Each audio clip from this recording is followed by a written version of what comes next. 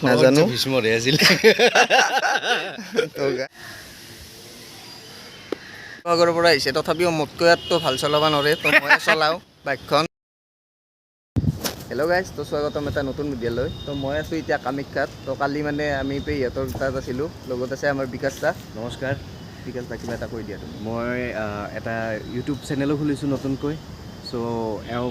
ভিডিঅ'টো হেৰিত ডেছক্ৰিপশ্যনত দি দিব আপোনালোকে চাব বিকাশ দাই অকলে মানে গ্লেমাৰ বাইকখন লৈ কিনে শিৱসাগৰ অকলে ঘূৰি আহিলে তো বিকাশ দাই এটা ভিডিঅ' বনাইছে আৰু সৰু চাই তো ডেছক্ৰিপশ্যনত লিংকটো থাকিব আপোনালোকে সকলোৱে চাব তো এতিয়া কামাখ্যা আহিছোঁ যেতিয়া দুয়োটা আছোঁ অলপ ফুৰি আহোঁ আৰু আপোনালোকক ক'ত যাওঁ দেখাই আছোঁ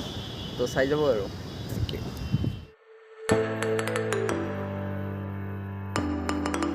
তো গাইজ আমি তাৰ পৰা অলপ নামি আহিলোঁ তো এতিয়া আমি তললৈ যাওঁ ফাৰ্ষ্ট নাৰ্চাৰীলৈ তো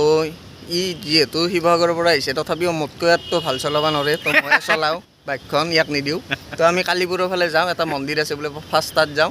আৰু মই চলাওঁ ইয়াক মোবাইলটো দিওঁ ই দেখাব আৰু বাকীখিনি চাই থাকক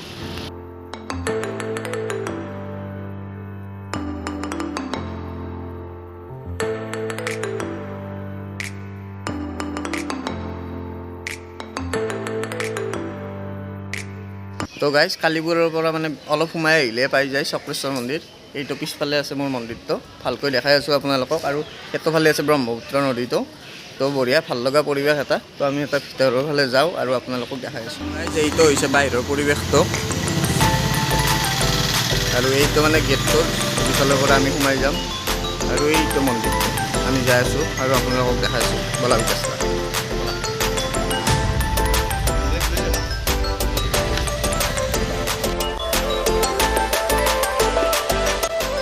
মন্দিৰটো হৈছে এইটোৱে এইটো বিকাশটা যাই আছে আগুৱাই আমি এটা সেৱা কৰি লওঁ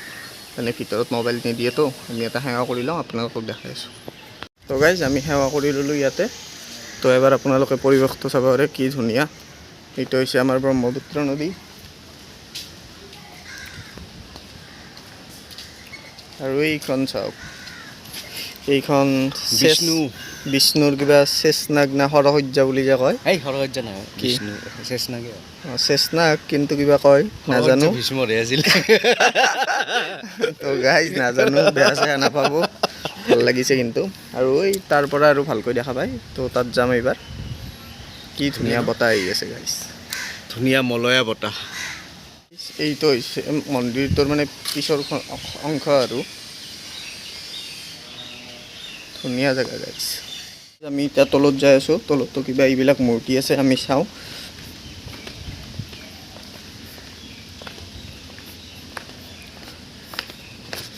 তো গাইজ এইটো হ'ল এটা মূৰ্তি বহুত ডাঙৰ আৰু লগতে এইটো ফালেও আছে এইটো হৈছে গাইজ কি কয় নৰসিংহ অৱতাৰ বিষ্ণুৰ আৰু হিৰণ্যকশিপুৰক বধ বধ কৰিছিল আৰু এইটো হ'ল নদীটো আমি এতিয়া সেইটোফালেৰে যাব পাৰি তললৈ তো যাওঁ সেইটোফালেও আছে কেইটামান মূৰ্তি চাওঁ আমি তো গাইজ এইটো ফালৰ পৰা বিষ্ণুৰ চেষ্নাগ এইখিনি ভালকৈ চাওক বিষ্ণু আৰু লক্ষী আৰু ধুনীয়া বতাহ গাইজ নদীৰ পৰা আৰু সেইফালে ব্ৰিজ বনাই আছে গাছ দেখুৱাই দিয়ে এইফালে আপোনাৰ ব্ৰিজ বনাই আছে এইবিলাক পষ্ট এইবিলাক পষ্ট ব্ৰিজৰে হয় আৰু গাইজ এইটো হ'ল আমাৰ বিষ্ণুৰ অৱতাৰ পৰশুৰাম আৰু ইফালে আছে আপোনাৰ গণেশ আৰু ইফালে শিৱ আৰু ওপৰত সেইটো নিশ্চয় দুৰ্গা মায়ে হ'ব নেকি আৰু ইফালে আছে হনুমান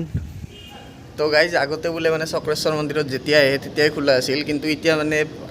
আবেলি মানে 5টা বজাত মানে বন্ধ কৰি দিয়ে আৰু চাব পাৰে না কি ধুনীয়া এটা ভিউ এইটো নদীটো বহুত ধাৰ দেখা ঠাচ চাওক এবাৰ আৰু এইটো ফালে সেইখন মানে উমানন্দৰ পৰা চাগে চলি আছে এইখন হ'ল উমানন্দ আৰু এই উমানন্দত যে এটা খুঁটা যে দেখিছে এইটো হ'ল ৰ'পৱেৰ খুঁটা ঠিক আছে কেনেকুৱা লাগিলে আহি বহুত ধুনীয়া ভাল লাগে তো গাইজ এটা বস্তু দেখাব আপোনালোকক পাহৰিছিলোঁৱে তো এইটোফালে আছে পৰশুৰাম আৰু তাৰে ঠিক মন্দিৰটোৰ এইটোফালে আছে এইখন ত্ৰিশূল আৰু এইটোফালে আছে মহাদেৱ বাবা দুৰ্গা মা গণেশ বাবা হনুমান আৰু ইয়াতে লিখাই আছে বিকাশ দা অলপ চাইড দিয়া ইয়াতে লেখাই আছে শ্ৰী শ্ৰী চক্ৰেশ্বৰ মন্দিৰ কালিপুৰ নদীৰ পাৰ বুলি কয় আৰু 37জন মানে দেৱ দেৱীৰ পূজা হয় আপোনালোকে চাব পাৰে এইখিনি পজ কৰি কিনে কি আছে তো এতিয়া আৰু যাই থাকোঁ আৰু বেলেগ এটা মন্দিৰলৈ যাওঁ তো বলক চ' গাইজ আমি এজন স্থানীয় ব্যক্তিক সুধিলোঁ যে চক্ৰেশ্বৰ মানে কি কিহৰ এইটো মন্দিৰ হয় তেওঁ ক'লে যে বিষ্ণুৰ যিটো সুদৰ্শন চক্ৰ সেইটোৰ ওপৰত ভিত্তি কৰি নামটো দিছে চক্ৰেশ্বৰ আৰু মেইনলি এইটো বিষ্ণু মন্দিৰ সেইকাৰণে আপুনি প্ৰায়ভাগ চবতে আপুনি বিষ্ণুৰে হেৰি দেখা পাব ধৰক প্ৰতিমা হওক বা আপোনাৰ হেৰি বা গণেশ বা হেৰি চবৰে আছে কিন্তু মেইন হ'লেতো বিষ্ণু মন্দিৰ আৰু গাইজ আমি যে ফাৰ্ষ্ট য'ত মানে সেৱা কৰিলোঁ তাত মানে এটা মানে পাথৰ আছিল আমি গম পোৱা নাছিলোঁ তো ব্যক্তিজনে ক'লে আৰু মানে সেই পাথৰটোতে মানে চক্ৰ বুলি ধৰা হয় আৰু তো সেইকাৰণে মানে কৃষ্ণৰ চক্ৰটো বুলি ধৰা হয় বিষ্ণুৰ তো সেয়াই আৰু মেইন এতিয়া আমি বেলেগ এটা মন্দিৰলৈ যাওঁ আহক তো আহক দেখুৱাই আছোঁ তো গাইজ আমি এতিয়া মালিগাঁও গৈ আছোঁ দেখিছে নহয় যাম চাৰিওপিনে এই জামটোৰ কাৰণে আহিব ইচ্ছা নাযায় গুৱাহাটী এই পকা ৰ'দত পুৰা জাম